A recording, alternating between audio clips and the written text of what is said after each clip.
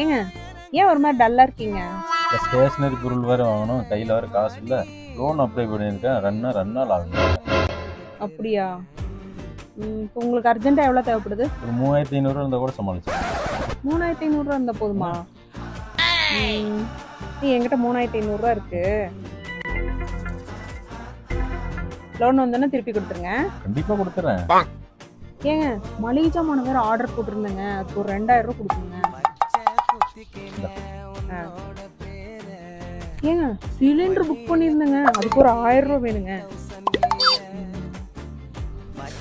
ஏங்க ஆன்லைன்ல ஒரு செப்பல் ஒன்று ஆர்டர் போட்டிருந்தேன், 500 மட்டும்தாங்க. ஏங்க மறக்காம லோன் வாங்கின உடனே என்கிட்ட வாங்கின கடன் 3500 ரூபாய் மறந்துடாது, கொடுத்துருங்க.